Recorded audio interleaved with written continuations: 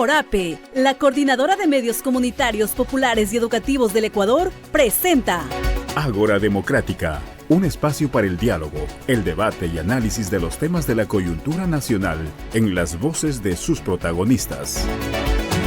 Bienvenidos, bienvenidas.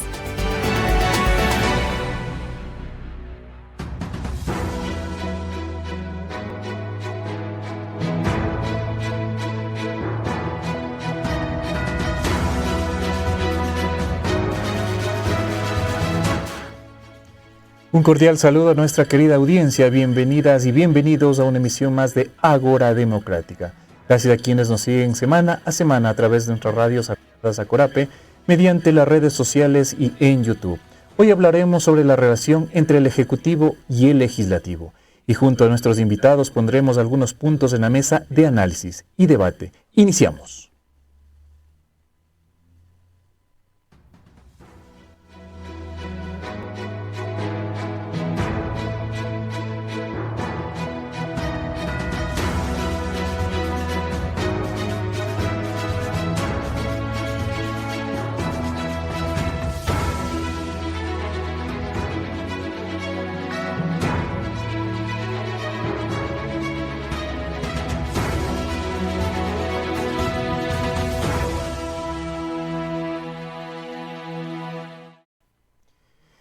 En noviembre de 2023, la Asamblea Nacional inició su trabajo legislativo y en ese tiempo algunos analistas hablaban de una relación ejecutivo-legislativo que sería llevadera a diferencia de las anteriores.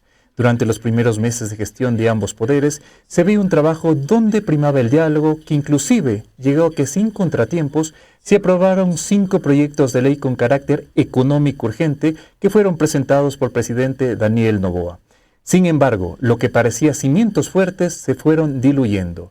El Gobierno Nacional y la Asamblea mantienen un cruce de acusaciones respecto a diversos temas. El presidente Noboa emitió el veto total al proyecto de ley de asignación oportuna de recursos a los GATS, que había aprobado el Legislativo, lo que sería un segundo veto, ya que el primero fue dirigido a reformas que permitían a vocales de la Judicatura con prisión preventiva pedir licencia. En medio de todo esto, desde la vocería del gobierno a cargo de Esteban Torres, se acusa a la Asamblea de gestar una mayoría anti-Noboa. Por su parte, el presidente legislativo Henry Kronfle ha rechazado las acusaciones. Sobre las bancadas en la Asamblea, tenemos una revolución ciudadana que se declaró en oposición tras el conflicto Ecuador-México y tiene ciertas dudas sobre el origen de dónde habría salido la cancelación de su movimiento del registro de organizaciones políticas. Se avecina una pugna de poderes entre el Ejecutivo y el Legislativo, el presidente Noboa se está quedando sin aliados políticos, los vetos del presidente son un sustento o una venganza, esto y más preguntas con nuestros invitados.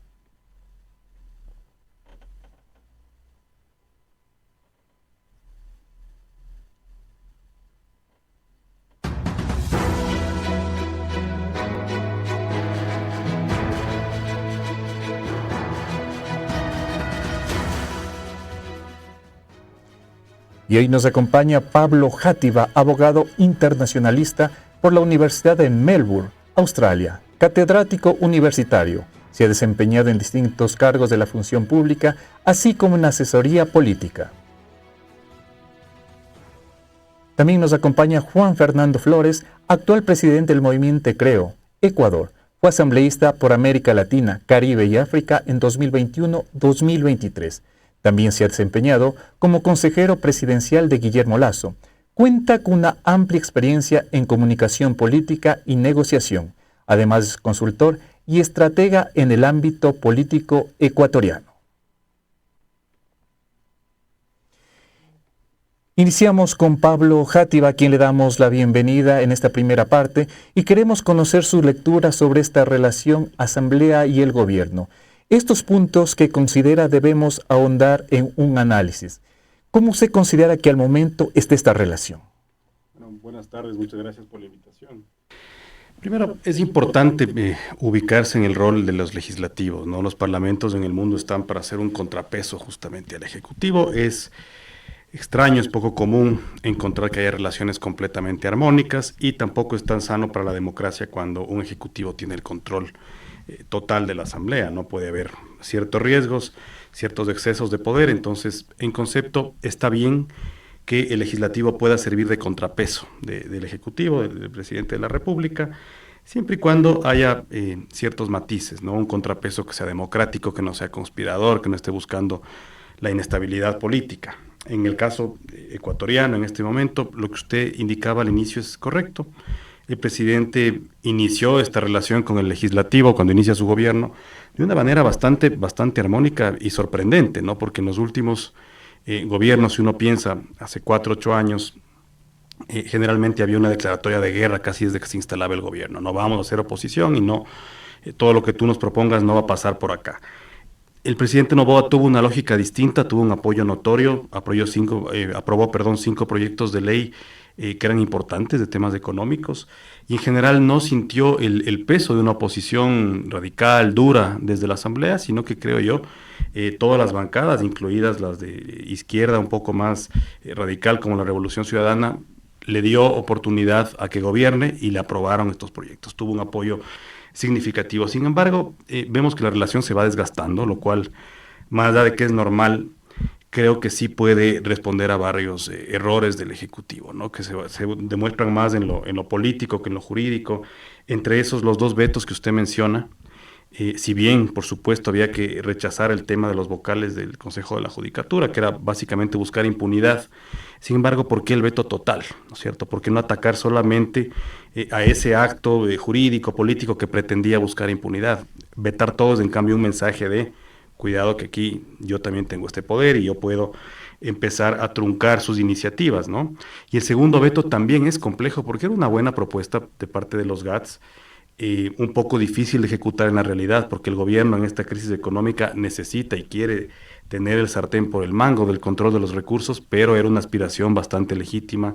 La Asamblea lo aprueba y eso significa un rompimiento con varios movimientos locales, empezando con el PSC, que siempre ha tenido al municipalismo como uno de las bases, ¿no?, de sus propuestas políticas. Entonces es complejo resolver la relación luego de esos decretos. No creo que esté completamente perdida, pero ya no podemos hablar de una buena relación como noviembre, diciembre del año pasado, ¿no? Evidentemente hay problemas.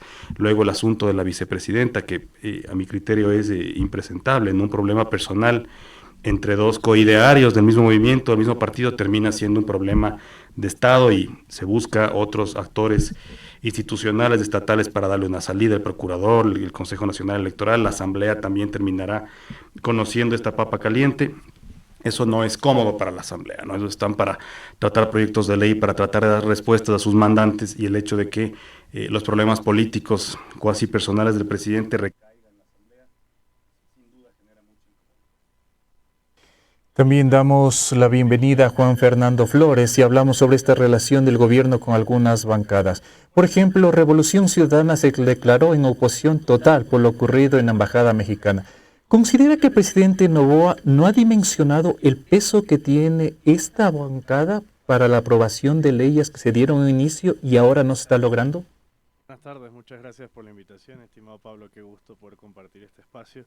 Yo creo que más allá de dimensionar el valor que tiene una bancada es el no entender que ahí nunca iban a poder establecer un acuerdo real de democracia y de gobernabilidad que les permita tener paz en la Asamblea Nacional. Si bien al principio del gobierno se vendió que esta tesis era la correcta porque esto contravenía lo que nosotros durante nuestro gobierno denunciamos, que no era posible establecer una alianza con el Partido Social Cristiano y el correísmo por lo que buscaban, que al final del día era impunidad, esto al final terminó en el mismo resultado, una ingobernabilidad en la Asamblea Nacional donde quienes están allí dejan de velar por los intereses reales de los ecuatorianos y empiezan a medir en función de eso cómo los votos se pueden conciliar, y ahí es donde empezamos a ver una acción del gobierno nacional en su posición de poder buscar tener la mayor cantidad de asambleístas como bancada, donde ahí la gran duda es cuáles son los cambios o los procesos reales que se están dando detrás. Recordemos que hay una situación actual con el movimiento Construye, que es una de las bancadas más grandes que tuvo la Asamblea Nacional al inicio y que ahora más bien los asambleístas están migrando hacia el gobierno bajo la supuesta de que no va a existir un número electoral que los apadrine y que en ese sentido el gobierno se ofrece a ser quien los recibe. Pero lo que hay que ver ahí es si realmente detrás de ese proceso no existe una transacción política que esté poniendo en juego y en riesgo la propia Asamblea Nacional.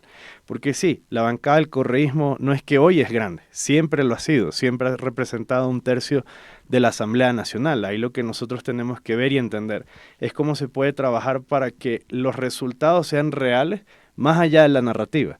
La Asamblea Nacional de hoy vende que ha aprobado la mayor cantidad de proyectos legislativos como un hecho suyo, pero se olvidan que esos proyectos legislativos fueron trabajados en la Asamblea anterior, porque una ley, para que los ecuatorianos sepan, tarda casi 500 días en desarrollarse, debatirse, llevarse a las comisiones un primer debate y un segundo debate.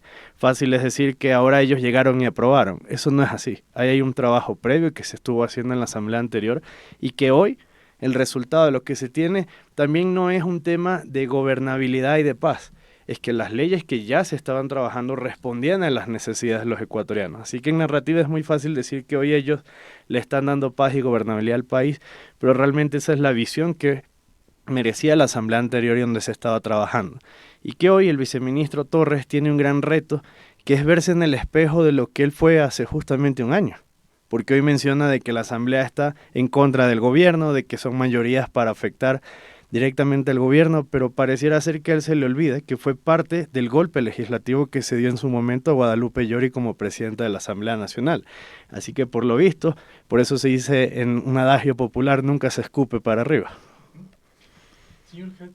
Precisamente, y la relación con Construye, una bancada que ha sufrido este golpe con la eliminación de su movimiento del registro de organizaciones políticas. Pues se habla de un presidente Noboa que quiera deshacerse precisamente de Construye. ¿Cree esto que se podría aclarar y la relación mejorar? Es complejo porque la contraparte Construye, y así lo ha dicho María Paula Roma públicamente, están convencidos de que esto se trata de un tema de persecución política, ¿no? Y más allá de no querer abogar por el partido, yo no soy militante de Construye ni tengo cercanía.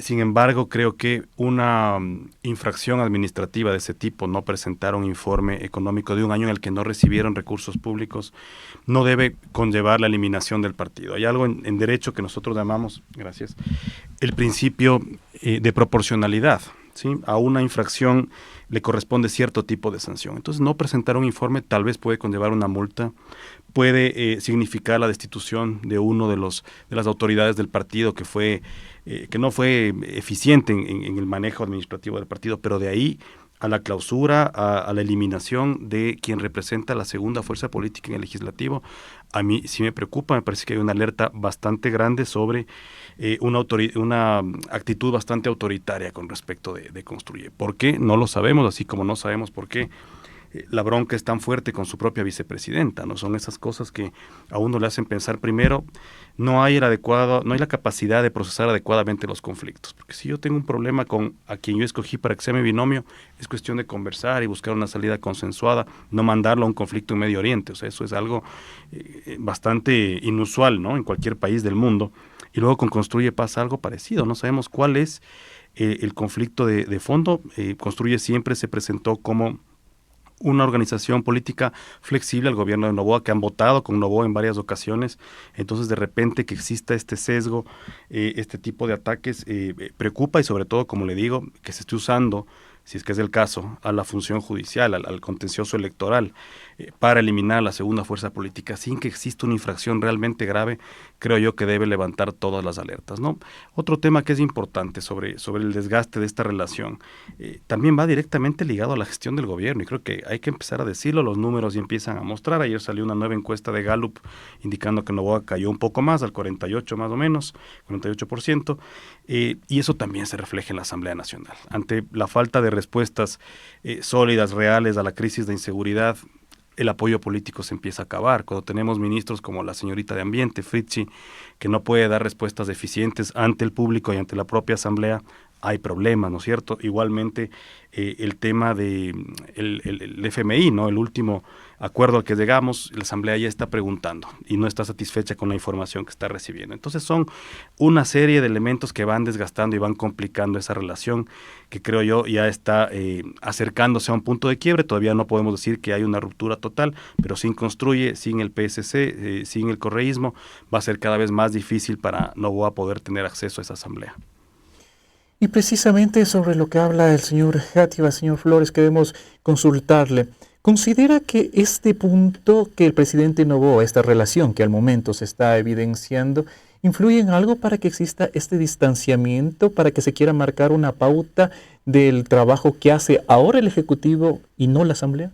Bueno, yo creo que ahora hay que añadirle al tablero un elemento que son las elecciones que tenemos en febrero del 2025, porque estamos viendo que además del fraccionamiento que ya existe a nivel político, las intenciones de participación de los diferentes actores por alcanzar la silla de Carondelet va a llevar a que la relación crezca, el rompimiento de la relación crezca más, porque vas a tener un presidente de la República que busca reelegirse y un presidente de la Asamblea Nacional que busca ser electo. Por lo tanto, sí va a existir un punto donde los poderes van a empezar a enfrentarse desde sus dinámicas de quién lo hace mejor. Ahí lo delicado y lo preocupante va a ser dónde va a quedar el rol y la situación de la actual vicepresidenta de la República, porque al final lo que está haciendo la presidencia es lanzando la pelotita a que caiga donde caiga y ese sea el culpable. Y lo que normalmente va a ocurrir en estos procesos es que caiga en la Asamblea Nacional, para que la Asamblea Nacional hoy tenga en su poder la decisión de qué ocurre y fácilmente pueda señalar también como responsable de lo que pase a futuro a la actual Asamblea que hoy busca competir de alguna manera el presidente del Legislativo también a la presidencia de la República. Entonces aquí hay que ver qué elementos que se están sumando. Normalmente en el Ecuador esto ha venido pasando siempre que hay elecciones. La diferencia está en que el periodo corto en el que estamos de transición hace que ahora la situación se ponga un poco más tensa. Y las decisiones que el gobierno nacional está tomando, o mejor dicho, la falta de decisiones en ciertas cosas, también se está sintiendo. Porque al final del día se hablan de 5 proyectos de ley económica urgentes que fueron aprobados, que se iban a hacer cambios económicos para poder enfrentar la inseguridad, que todos teníamos que colocar del bolsillo para que haya los elementos económicos para enfrentarlo. Pero la realidad es que siguen creciendo las muertes, que hoy tenemos una situación en la morgue de Guayaquil que es preocupante y que siguen elevándose los elementos donde la ciudadanía siente que el apoyo que dio, que ese hombro que puso para enfrentar a esto no es real. Ahí es donde la ciudadanía va a tener que tomar una posición, los partidos políticos ser muy minuciosos en entender qué es lo que la ciudadanía aspira y que en función de unas elecciones que van a venirse ahí, donde ojalá se diriman los problemas y no que lo político pase algo más delicado de una toma de control sobre un poder sobre otro, porque eso estaríamos hablando de un rompimiento de la institucionalidad del Estado ecuatoriano. A propósito, señor Játiva, y continuando con este tema de la vicepresidenta Abad, la Fiscalía informó que tiene elementos para vincularle al denominado caso Nene. Sin embargo, la inmunidad política debe tramitarse desde la Asamblea. ¿Podría el presidente Noboa buscar nuevamente lazos de diálogo para tomar esta decisión? Sí, es correcto el análisis que usted menciona. La Constitución es clarísima.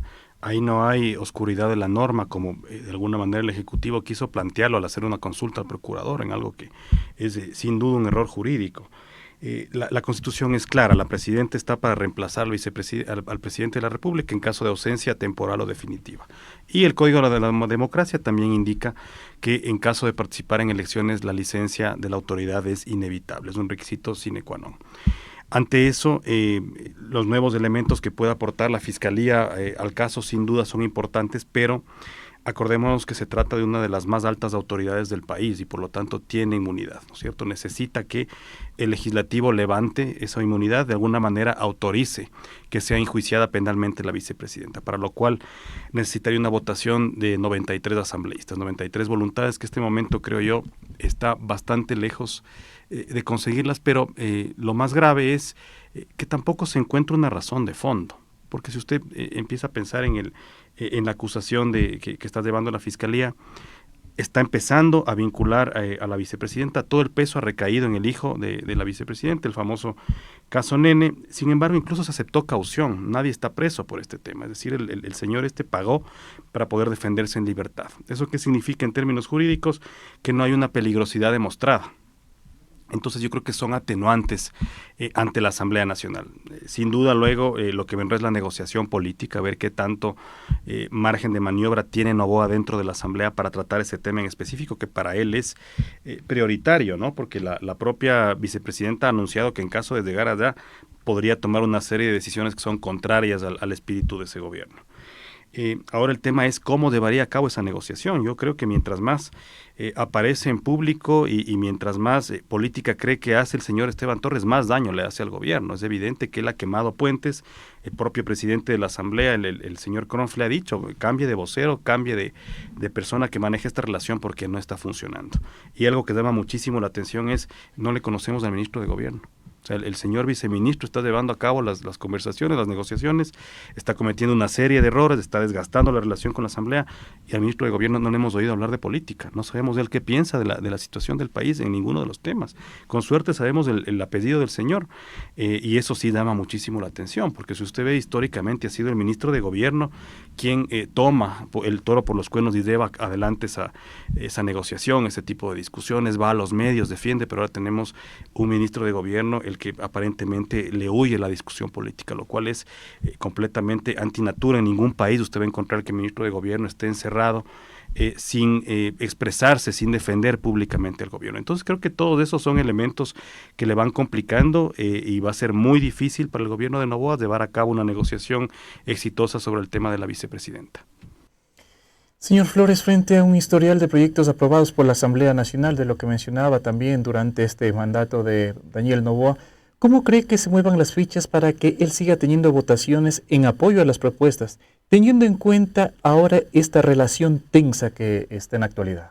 Bueno, yo creo que hay que entender primero cómo funciona la Asamblea Nacional normalmente cuando vienen procesos electorales, y es que la mayoría de los legisladores van a buscar un proceso de reelección, y eso va a implicar que la carga legislativa normalmente se reduce en la Asamblea Nacional. Por lo tanto, el tiempo que realmente le queda al legislativo para tomar definiciones importantes antes de entrar en los procesos de licencia de quienes salen de la Asamblea para ir por otras candidaturas o quienes deciden quedarse es hasta el mes de noviembre. Porque posterior a eso, dentro de las dinámicas, lo que va a ocurrir es que la Asamblea va seguramente a tener algún receso legislativo, de ahí entran en los procesos de campaña, de ahí pasarán a la virtualidad y posteriormente la Asamblea actual dejará de tener un rol real en las definiciones de leyes y posteriormente ya casi que desapareciendo porque ya viene un nuevo legislativo. ¿Por qué menciono esto? Porque entonces lo que hay que medir es qué leyes quedan pendientes en la Asamblea Nacional que sean importantes. Y ahí la pregunta es si la Asamblea Nacional se está dando cuenta de que hoy tiene en sus manos una responsabilidad sumamente delicada sobre la propia legislación. ¿Y por qué menciono esto? Porque la Asamblea Nacional del 2025 pasará de 137 a 151 asambleístas. Están en pleno debate de la Ley Orgánica de la Función Legislativa, que es el propio órgano que reglamenta cómo va a funcionar la Asamblea Nacional. Y los debates que deberían estar centrados en eso, en qué va a pasar con las comisiones, cómo se van a articular, cómo va a ser la distribución real de estos 14 legisladores que se suman, no es un tema que está en la agenda. Hoy realmente los temas que están en la agenda son cualquier cosa para mostrar que se sigue trabajando en esta tónica de que la Asamblea avanza mientras el país al parecer es dirigido desde TikTok, que nos va a poner en una contienda donde el legislativo va a buscar parecer más efectivo que el ejecutivo, pero que en la realidad la gente no siente que la Asamblea Nacional esté respondiendo a esas necesidades. Y ahí el tema que va a buscar Daniel Noboa seguramente establecer es meter de alguna manera mano en la toma de decisiones de ciertos temas que son delicados, porque en la búsqueda de que hoy él es el poder y quiere mantenerse por los próximos 4 años, tendrán que haber definiciones sobre las 4 comisiones más importantes para cualquier presidente de la República que debe existir dentro del legislativo. ¿Cómo se va a manejar esa relación para que sea realmente funcional de cara a futuro? Entonces, ahí el punto que a nosotros nos llama la atención es este cambio o brinco tan brusco que existen de legisladores de la noche a la mañana a cualquiera de los dos bandos, sea el gobierno o sea el Partido Social Cristiano, de quienes desde una tendencia hablaban de una posición al inicio de la Asamblea Nacional y al parecer hoy se olvidan un poco de sus palabras y las declaraciones que emitían. Entonces, al parecer, lo que todos están haciendo es tratando de captar la mayor cantidad de votos bajo una promesa de unas elecciones donde lo que están realmente buscando estos legisladores es el número que los acobije. Y la ciudadanía sí tiene que ser vigilante de eso, porque al final uno de los temas que aquí se ha debatido en el país es qué pasa con los famosos camisetazos y que después en la Asamblea Nacional esto sí tiene implicaciones delicadas. Hoy tenemos una responsable en el CAL de una bancada legislativa que ya no es ni siquiera parte de la bancada, por dignidad al menos debería renunciar a ese espacio. Es decir, hay temas que parecen ser pequeños, que la ciudadanía obviamente no afecta porque no es algo que directamente tenga que ver con ellos, pero que en la institucionalidad sí es sumamente delicado lo que se está haciendo y los cambios que se están viendo dentro del legislativo de cara a un proceso electoral. Por lo tanto, hay una línea donde todo termina, noviembre. Cuando inicien los procesos reales de inscripción de candidatos de campaña electoral, veremos una Asamblea Nacional que quizás desaparece, a un presidente del Legislativo siendo candidato, a un presidente del Ejecutivo siendo candidato y peleándose quién tiene la razón sobre la sucesión del poder. Señor Játiva, hay quienes señalan que lo que está haciendo el presidente Daniel Noboa al momento es dejar frentes abiertos, pero que son parte de una estrategia. ¿Considera que esta es una estrategia o es un error político? Yo creo que hay un cúmulo de errores políticos. Jamás una estrategia viable para el ejercicio del gobierno va a ser la acumulación de frentes. Una cosa es que se me abra por ahí de vez en cuando un problema con la asamblea, con un movimiento político, pero dejar que se me acumulen los frentes es lo más grave que puede pasar en esas situaciones, porque no puedo cubrirlos a todos. Ayer veía, o antes de ayer, un comunicado del movimiento Construye, en el cual decía: por estar repasando el TikTok se les escapó este capo, que fue un suceso muy, muy sonado acá en Quito, en el hospital Pablo Arturo Suárez, con balacera, muertos incluidos. Y el mensaje inicial es terrible, ¿no? Por estar practicando el TikTok. Es decir, y lo hemos visto todos, creo yo, y mucha gente lo está cuestionando, por priorizar la comunicación, el marketing político, a ratos parecería que se olvidan de gobernar, de tomar ciertas decisiones que son fundamentales para el país, y eso sin duda va a influir en la relación con la Asamblea. Para mí hay varios espacios, el mismo Construye y la propia Revolución Ciudadana, que ya han fijado un punto de no retorno. No creo que ahí sea posible, tal vez en temas muy puntuales, ciertos acuerdos, pero el caso de la vicepresidenta no es uno de esos, ¿no? Porque además, ¿cómo va el gobierno a defender ese punto si es indefendible? No hay norma que ampare el hecho de que él pueda encargar la presidencia a otra persona que no sea el vicepresidente. Hay vicepresidente en funciones y solo habría dos formas de que esa vicepresidenta no sea quien asuma, que renuncie a su cargo, lo cual siempre puede pasar, por supuesto, y la otra es que sea destituida en juicio político, para lo cual deben cumplirse una serie de requisitos que en este momento aún no se están configurando. Como ya comentamos, antes debería darse el paso de que la Asamblea autorice el juicio penal, y luego de eso habría que ver si es que hay una orden de captura, un tema de prisión preventiva, para que ella no pueda estar ejerciendo el cargo y se pueda argumentar el abandono. Pero como vemos, el camino para llegar a ese punto es bastante extenso, y para todos se necesita ciertos acuerdos políticos muy puntuales. Ahí, en el medio de todo esto, hay un detonante que a mí me preocupa muchísimo, y es el anuncio de los subsidios, ¿no?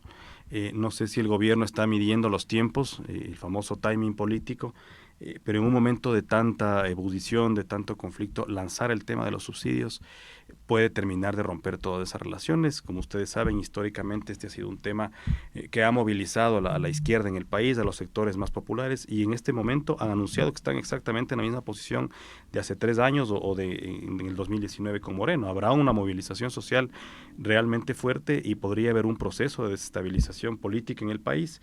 Y parece que no hubo el diálogo previo necesario, ¿no es cierto? Esteban Torres, que está a cargo de esto, ha anunciado que hay conversaciones con los transportistas. No nos ha dicho qué pasa con la CONAIE, qué pasa con el Cuarunari, en general con el movimiento indígena, porque sabemos que políticamente ahí está el epicentro de esas movilizaciones y llegan a concretarse, pero parece que desde el gobierno no hay interlocución o no la necesaria. No se está viendo que haya un acuerdo mínimo a nivel nacional alrededor del tema subsidios, y eso puede ser una bomba de tiempo. Eso va a complicar aún más las relaciones políticas, no solo en el legislativo, sino incluso ya en las calles del país.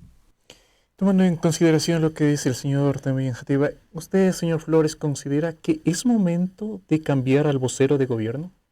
Yo creo que más allá de definir cuál es el vocero, es cuál es la línea que estamos siguiendo.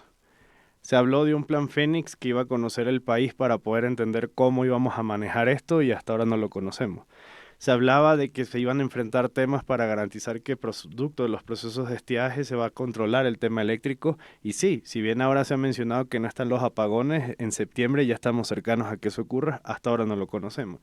Se habla de que hay un proceso para los subsidios donde nos anunciaron que ya es este viernes y que simplemente va a aumentar, que esto va a un porcentaje de la población, que habrá algunos a los que se les va a depositar directamente un dinero para que al parecer no se movilicen. Es decir, de alguna forma están tratando de contravenir lo que saben que posteriormente va a suceder y no hay lineamientos. Es decir, más allá del vocero, lo que no le queda claridad al pueblo ecuatoriano es hacia dónde están llevando al país.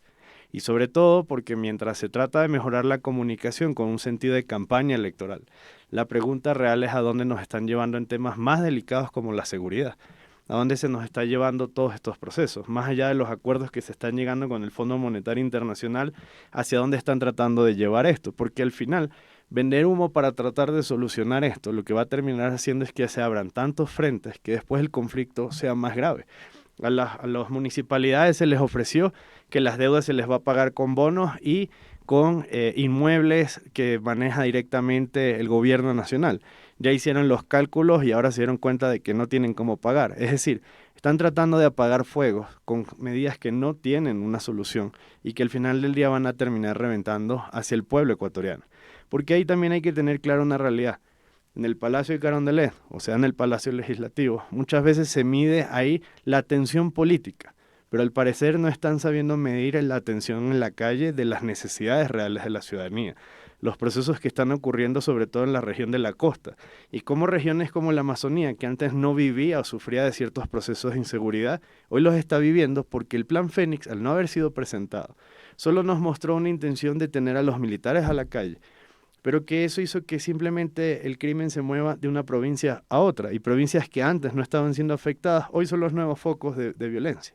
Entonces aquí, más allá de la definición, si está escuchando el gobierno nacional, yo creo que el llamado real es a que le hablen con claridad al país de dónde estamos, hacia dónde nos quieren llevar, y de ahí ven si el vocero es el que es hoy o no correcto. Porque total, ya estamos viendo que de alguna manera hizo un llamado de atención la Asamblea Nacional y al parecer ya pusieron en línea al señor Torres, que no ha vuelto a salir. Ojalá, con el tema de los subsidios, que es mucho más delicado, no salga a dar cualquier declaración que el día de mañana termine en algo peor. Porque el aumento de los combustibles, muy mal manejado, puede terminar en un proceso que afecta directamente a la ciudadanía, y lo decimos en un sentido desde la experiencia que también ya se ha vivido. Entonces yo creo que ahí en el reconocimiento también de las cosas buenas que se pudieron haber hecho, de los errores que se cometieron, este debe ser un tema muy bien medido, porque en el tema de inseguridad, la falta de respuestas, los temas que se están viendo de no dar la cara y que simplemente el TikTok pareciera que hoy es el sistema preciso para comunicar o venderse mejor, no se están dando cuenta que están dejando de escuchar al pueblo ecuatoriano. Estamos analizando la relación ejecutivo-legislativo durante este análisis Ágora Democrática. Vamos a una breve pausa y continuamos con más de este análisis sobre lo que está pasando, qué tiene que hacer el gobierno y también algunas de las posibles soluciones que de aquí se plantean. Volvemos en breve. CORAPE, Coordinadora de Medios Comunitarios del Ecuador. CORAPE,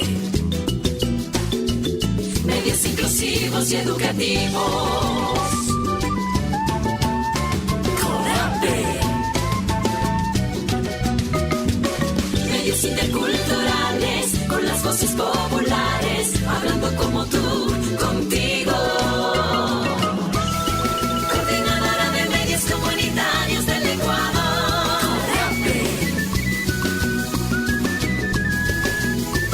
CORAPE, Coordinadora de Medios Comunitarios del Ecuador.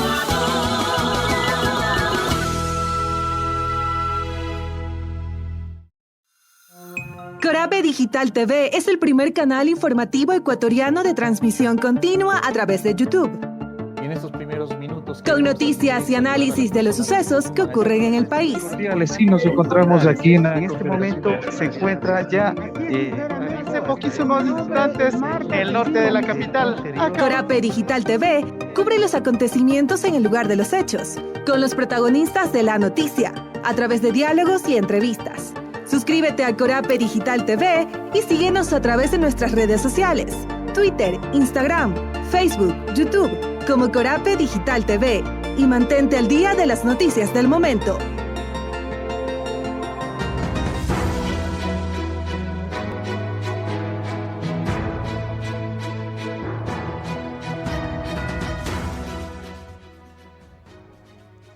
Gracias por seguir en este espacio Ágora Democrática, en donde estamos analizando esta relación tensa que al momento se está viviendo entre Ejecutivo y Legislativo.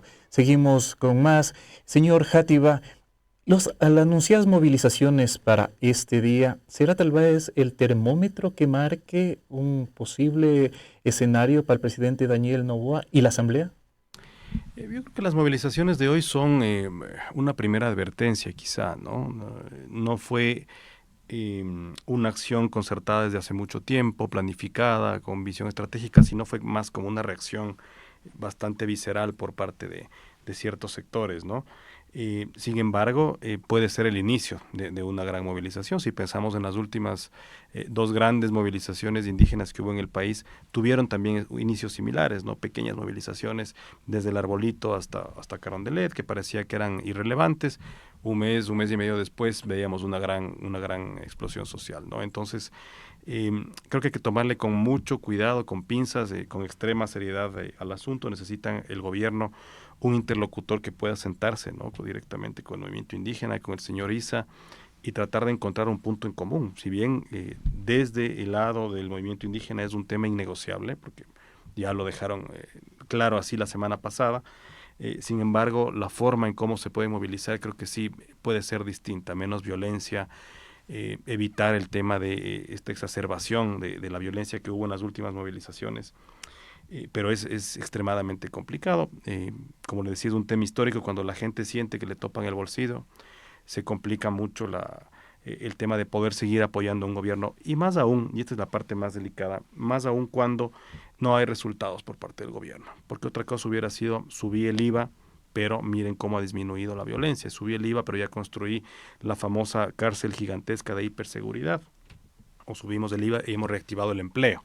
Hemos bajado los índices de desempleo, hay un tema de mayores número de jóvenes vinculándose al mercado laboral, pero si no pasa ninguna de las anteriores, el agotamiento de la población también es bastante notorio. Yo creo que los altos índices de popularidad que tenía Noboa, o que todavía lo tiene, reflejaban esta percepción de estamos un poquito mejor. No estamos bien, porque en general cuando uno veía el ánimo nacional y la preocupación por la inseguridad, por el desempleo, son índices muy altos, pero la gente como que daba todavía el beneficio de la duda. No estamos bien, pero hay una percepción de que estamos un poquito mejor.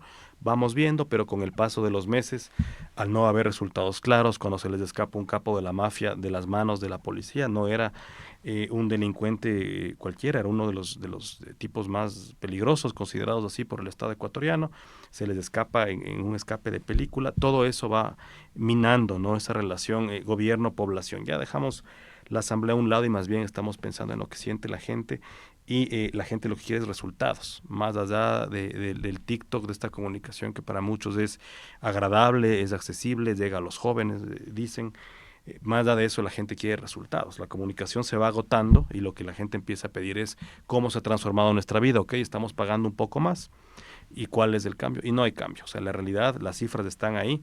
Es que más bien la crisis se va profundizando. De alguna manera, la lógica de cómo opera el narcotráfico simplemente fue mutando.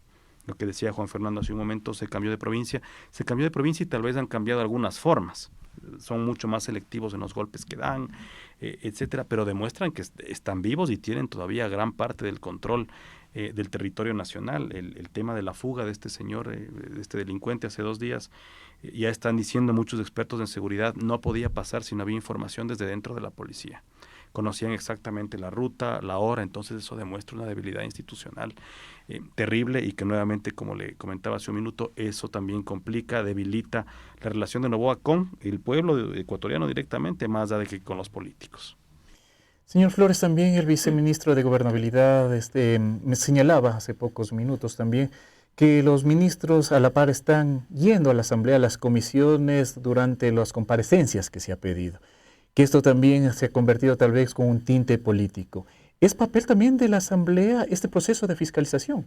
Bueno, nosotros durante el gobierno del presidente Guillermo Lasso denunciamos que tuvimos en un solo día a un ministro en 8 comisiones, y que eso era una forma en la que la Asamblea Nacional buscaba entorpecer el trabajo, porque el ministro, en vez de estar dedicado a lo que debe dedicarse como gestión, está realmente respondiendo donde muchas veces iba a distintas comisiones a que le pregunten lo mismo.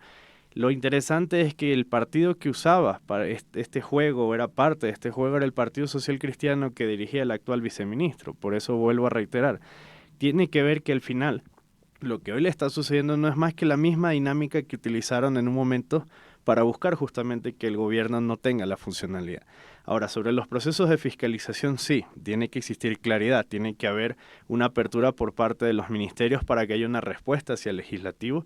Lo que aquí hay que medir es si realmente las comparecencias que se están haciendo tienen un sentido o realmente buscan en este sentido entorpecer o perjudicar la gestión. Pero ahí el punto clave es buscar que la estabilidad de la Asamblea Nacional responda también hacia las necesidades, porque lo que estamos viendo es que las comisiones que en un momento fueron parte de algunas bancadas legislativas, hoy ya son del gobierno. Entonces aquí también hay una pregunta que hay que hacerle al viceministro. Si la presidenta de la Comisión de Seguridad inició con Construye y hoy es el gobierno nacional y ella es la que convoca a sus ministros, ¿qué es lo que está sucediendo? Un autosaboteo por parte del gobierno nacional para justificar que es el legislativo el que les está haciendo daño. Verán que ADN, como bancada legislativa, tiene el control de varias de las comisiones de la Asamblea Nacional. Por lo tanto, cuidado, viceministro Torres, no son sus propios legisladores los que le están haciendo a usted la casita. Y nos referente también a lo que dice el señor Flores, el viceministro también ha señalado que desde la Asamblea se está construyendo esta nueva mayoría para un posible enjuiciamiento político al presidente Daniel Noboa. ¿Usted considera que esto puede pasar? No, y primero no debería pasar, ¿no es cierto? Es un gobierno que, más allá de los errores que los hemos expuesto acá, es todavía un gobierno bastante joven, ¿no es cierto? Son pocos meses de gobierno, no creo yo que se esté configurando ningún causal constitucional para pensar en un enjuiciamiento político y esa lógica de tumbar presidentes cada 6, 8 meses, 12 meses, solamente nos sigue hundiendo en el subdesarrollo, ¿no es cierto? Entonces, desde ahí, conceptualmente, no hay cómo estar de acuerdo con esa idea. Sin embargo, preocupa mucho que el vocero de gobierno, la persona encargada de llevar la negociación política con la Asamblea, lo diga como si fuera algo muy simple de manejar, ¿no? Y algo de lo que él tiene evidencia. A mí me cuesta creer, por ejemplo, que Construye llegue a un acuerdo con la Revolución Ciudadana, con el correísmo, para destituir a Noboa. No va por ahí, o sea, Construye podrá tener varias cosas que se le puede criticar, ¿no es cierto? Varios aspectos en los que discrepemos, pero no va a pactar con Correa para destituir a Noboa. No veo posible esa relación, ¿no? Entonces creo que también hay una lectura equivocada del señor Torres, probablemente también tratando de buscar chivos expiatorios a la crisis, que muchas veces los gobiernos, cuando ven que se vuelve inmanejable el ejercicio del poder, empiezan a hacer, ¿no? Hay que culpar a la Corte Constitucional, al Legislativo, a los municipios, buscar un enemigo, tratar de vender la lógica de un enemigo, pero no va a funcionar, porque ante el Ecuador el enemigo es el narcotráfico, es el desempleo, es la pobreza, es la desigualdad. Entonces, querer crear cucos donde no existen, con una asamblea que le apoyó en un inicio, creo yo que no va a funcionar ni desde la comunicación política ni en la política real, en el ejercicio del poder. Y más bien, estas declaraciones de Torres solamente alejan a la asamblea, ¿no? La respuesta de Kronfle fue muy dura. Y además es complejo, ¿no? Si uno recuerda, el señor Torres llegó a ser jefe de bancada de los socialcristianos, ahora dice que nunca ha sido parte, ¿no? Entonces también demuestra la forma de hacer política de todas estas personas y cómo eso les aleja bastante del ideal que uno espera de las personas que manejan la relación política, que es buscar armonía, mínimos consensos, acuerdos comunes en ciertos puntos, pero cuando digo están armando una mayoría para tumbarme, quemo todas las posibilidades, ¿no? De que se dé una buena relación. Señor Flores, precisamente desde el gobierno se ha buscado posicionar en los últimos días, sobre todo que la Revolución Ciudadana estaría intentando que la vicepresidenta Verónica Abad esté en el poder y así dejarle a un lado a Daniel Noboa. ¿Cómo interpretar esto? Yo creo que ahí los que estén asesorando en manera legislativa, constitucional, sobre lo que establece el orden democrático de la sucesión, deben revisar realmente los conceptos de qué es lo que están haciendo. El orden de consecución está establecido no en una ley, no en un reglamento, en la Constitución. Pretender ahora vincular o politizar el orden de sucesión para decir que existe un vínculo con una persona y otra persona y la intención de esto es que no tiene sentido y simplemente no entender cuál es la lógica de eso. porque al final del día entonces podríamos tratar de decir que están buscando hacer lo mismo del legislativo en un proceso donde cuando pidan licencias, ¿en manos de quién va a quedar la Asamblea Nacional? Si todos los que hoy están en la presidencia y vicepresidencias también van a buscar ser candidatos. Es decir, aquí no se puede buscarle una quinta pata a las cosas para tratar de justificar. Lo que hoy es un problema, como mencionaba Pablo, un problema que inició personal, de diferencias en la campaña electoral, lo están convirtiendo en un problema de Estado. Y aquí los únicos responsables de eso tienen que ser el gobierno nacional porque son quienes decidieron quiénes los acompañan. Cuando uno es candidato, no es que llega alguien y te dice a última hora, Juan Fernando, esta es la persona que te va a acompañar. Tú colocas a alguien con quien has venido trabajando, que es de tu confianza. Si en el proceso que ellos llevaron internamente hay diferencias, esos son temas que deben resolverlo a la interna, pero no poner al país a debatir sobre si la persona que está ahí, que fue electa, que esa es la diferencia que a veces no entiende el señor Torres. Señor Torres, usted está ahí porque alguien lo puso en un puesto de trabajo después de perder unas elecciones. La vicepresidenta, más allá de cualquier tema, porque no tenemos ni cercanía ni vínculos con ella, fue electa por el pueblo ecuatoriano. Incluso él votó por ella para que pueda ser vicepresidenta, o es que acaso votó por alguien más en la papeleta. Entonces no pueden llevar el debate a temas que no tienen sentido cuando en el orden constitucional, que es lo que aquí estamos defendiendo, la institucionalidad, hay un punto claro. En caso de ausencia del presidente, será la vicepresidenta quien deba asumir. Ahora, con el paso de los días, señor Játiva, también la popularidad del presidente Daniel Noboa va decreciendo de la misma manera de la Asamblea. Ahora se suman estos temas también, estas polémicas que están surgiendo. Sin duda, también para los ecuatorianos, nuevamente la duda de qué está pasando continúa. ¿Qué hacer en este punto? Es complejo, ¿no? Porque además todos los días hay nuevas noticias sobre cómo se va gestando la crisis política, la crisis de seguridad, la crisis económica. Entonces, que el común y corriente de los ecuatorianos pueda dar un seguimiento exhaustivo como lo hacemos los que sí nos dedicamos a estudiar estos temas, es complejo pedir a la gente que entienda todos los detalles sobre la destitución de un vicepresidente, ¿no? Sin embargo, creo que sí hace falta mayor información de calidad, ¿no es cierto? Y ahí creo que hay una obligación bastante grande de los partidos, de las organizaciones políticas, de las pocas que hay en este país, ¿no? Y digo de las pocas porque la gran mayoría son solamente partidos de papel, empresas electorales. Lo que mencionaba Juan Fernando es valioso, ¿no? Verónica Abad se supone que viene de un proceso político para llegar a ser vicepresidenta, probablemente ganó primarias, tenía la confianza del candidato a presidente, del ahora presidente Noboa. Entonces vemos que no se está dando este proceso político de formación de cuadros dentro de los partidos y que los partidos no están representando en su gran mayoría a la sociedad ecuatoriana. Entonces yo creo que lo primero que hay que plantear es una gran discusión nacional acerca del sistema político, del sistema de partidos del país, porque ya vemos que está agotado. El Código de la Democracia tiene más de una década de aprobado, va a cumplir 25 años, y los resultados cuáles han sido. Cada vez más partidos de papel, ¿no es cierto? Elecciones primarias que son completamente falsas, desde donde van saliendo candidatos que llegan a ser autoridades públicas y el rato que llegan decimos, llegaron los peores. ¿Qué está pasando? ¿No es cierto? El señor Muentes, por poner un ejemplo, ahora procesado por la Fiscalía y era uno de los favoritos del Partido Social Cristiano. Estas cosas hay que decirlas con toda la dureza posible porque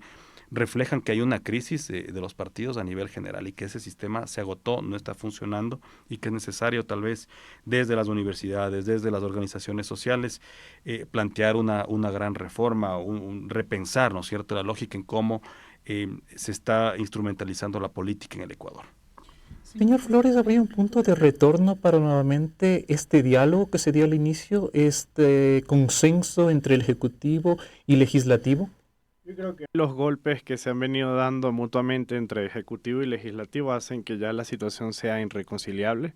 Además, recuerdo que mantengo mi posición de que al existir un proceso electoral próximo, en febrero del 2025 va a ser difícil que se puedan volver a entablar conversaciones porque ya empieza el posicionamiento de doctrinas o tesis de hacia dónde se debe ir el país. Por lo tanto, vas a tener a una revolución ciudadana que de alguna manera sigue incómoda por lo que sucedió con la Embajada de México y el señor Glass. Vas a tener directamente a Construye bajo un punto de vista de persecución del gobierno para que el movimiento político deje de existir. Un partido social cristiano que busca desde la presidencia de la Asamblea a la presidencia de la República y todos estos movimientos han sufrido de alguna manera asambleístas que han dejado de ser parte de sus bancadas para sumarse a una bancada legislativa del Ejecutivo que va a buscar su reelección. Entonces, decir que esas relaciones van a volver a existir, yo lo veo muy difícil. Lo que sí hay que tener mucho cuidado, y esto es un llamado a la ciudadanía, es lo que va a pasar en el periodo electoral. Así como el presidente de la República debe solicitar licencia para hacer campaña, lo tendrán que hacer los legisladores. Tenemos una Asamblea Nacional que más del 80% es su primera vez, por lo cual ese 80% durante el tiempo que pidan la licencia, cuidado, tenemos muchos camisetazos de legisladores alternos que se prestan al gobierno de turno o alguna forma al poder para simplemente dar los votos durante esos días a las leyes que alguno u otro necesiten.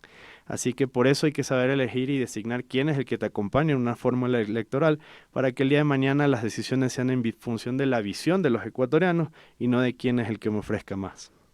Doctor Katy Valles, también desde el gobierno se sigue posicionando esta idea que han mejorado la situación del país y que al momento algunas leyes que no se ha logrado aprobar o se ha vetado es precisamente que es en bien de los ecuatorianos. ¿El presidente Noboa está actuando en lo que prometió en campaña?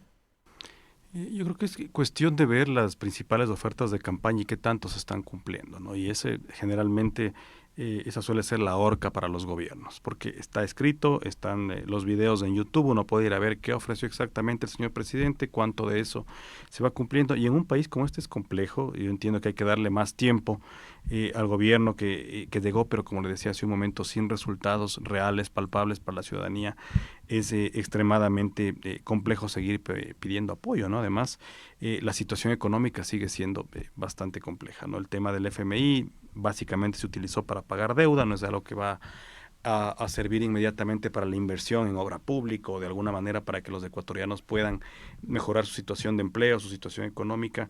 Entonces esto solamente abona a la crisis. Yo no veo que más allá de los intentos de desviar la atención con los TikToks, con el tema de la campaña permanente en la que vive el gobierno, más allá de eso no se están tomando decisiones por donde deberían ir, ¿no? Más bien creo que el gobierno de alguna manera menosprecia no solo al electorado, ¿no? Sino a la oposición, a todos los actores políticos, porque la respuesta es eslogan, ¿no? Un man que resuelva, el presidente con gafas o con chompa de cuero, como si con eso de alguna manera se estarían resolviendo los grandes problemas que tiene el país, o al menos planteando el inicio de una solución, ¿no? Creo que si es que el gobierno puede salir este momento del complejo momento político, lo siguiente debería ser sincerarse, ¿no? A ver, el plan Fénix va a consistir en una intervención de 25 meses, no va a ser ahorita.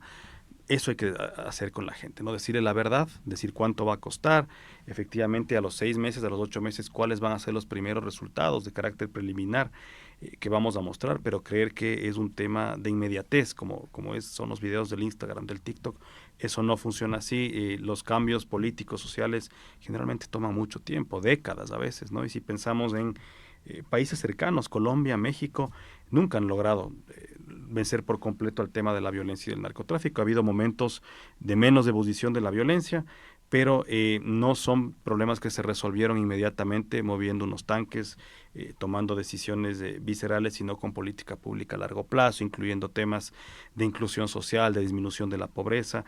A menos pobreza, menos caldo de cultivo para que el narco pueda tener gente que opere para ellos, sicarios, extorsionadores, etcétera. Entonces son planes a largo plazo y creo que ese sinceramiento hace falta en el país en este momento y eso debería hacerlo el gobierno, ¿no es cierto? Ojalá en los próximos meses empiecen a darse cuenta de que el marketing se va a agotar y no va a ser suficiente y nos empiecen a contar las verdades.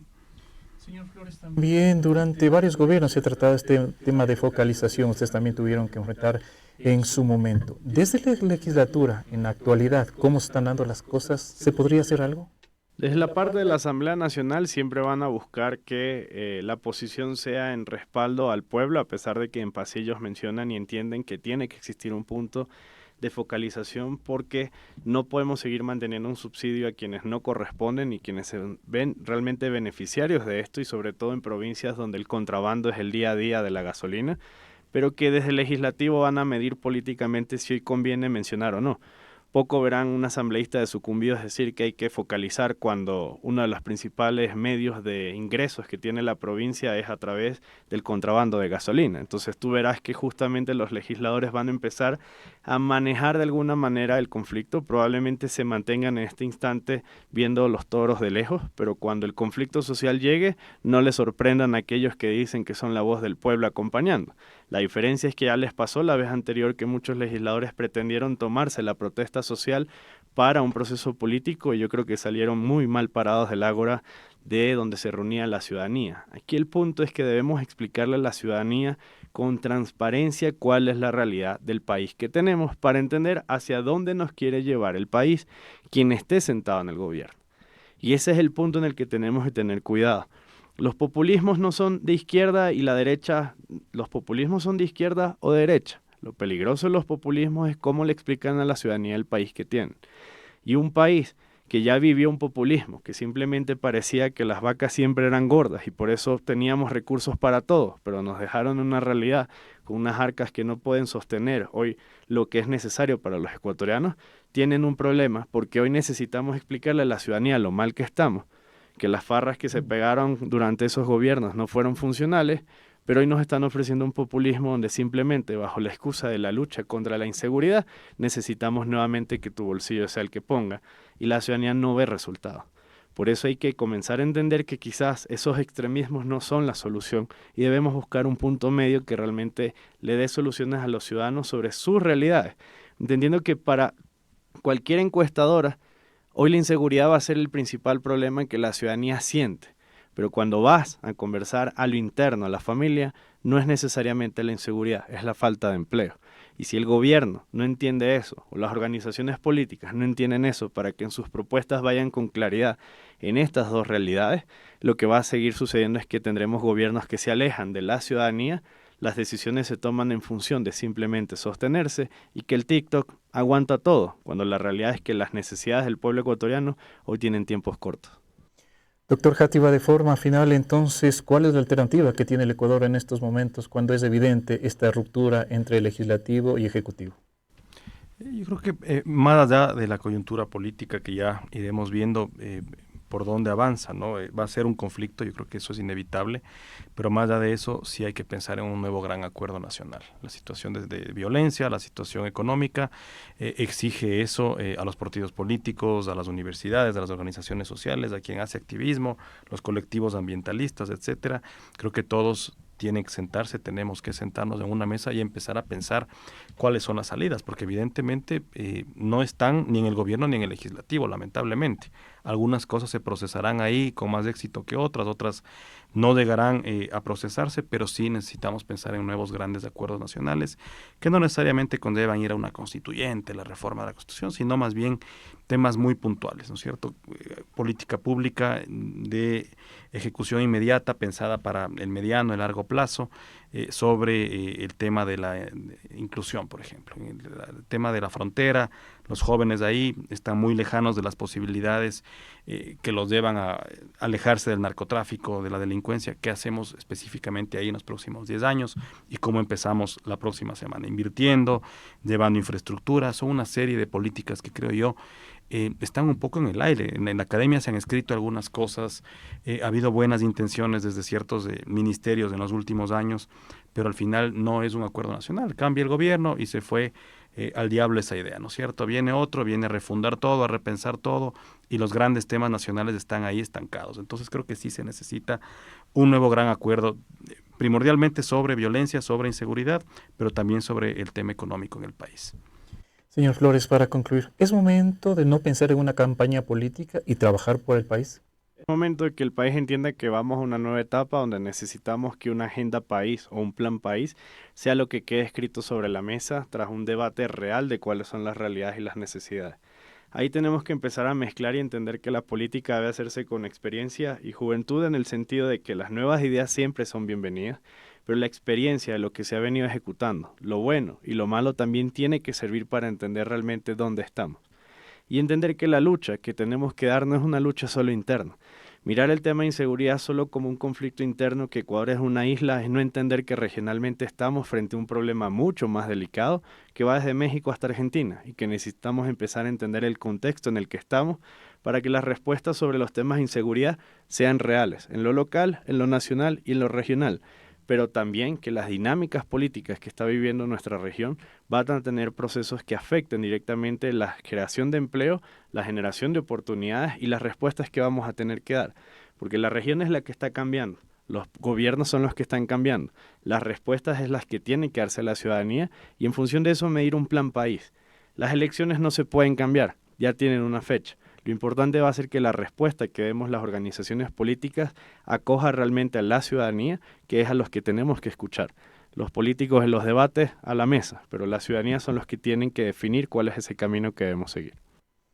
Ok, queremos agradecer a nuestros invitados Pablo Játiva y Juan Fernando Flores, con quien hemos dialogado estos minutos acerca de esta coyuntura, la relación entre ejecutivo y legislativo, que al momento está tensa. Desde aquí se han analizado algunas estrategias, también un llamado nuevamente principalmente al gobierno a tomar en cuenta lo que está pasando en la ciudadanía. Y con esto queremos agradecerles por sintonizarnos, invitarles para el próximo miércoles que nos vuelvan a acompañar en Ágora Democrática. Un fuerte abrazo para todos. Usted escuchó Ágora Democrática, un espacio para el diálogo, el debate y análisis de los temas de la coyuntura nacional en las voces de sus protagonistas. una producción de Corape, la Coordinadora de Medios Comunitarios Populares y Educativos del Ecuador. Hasta un próximo encuentro.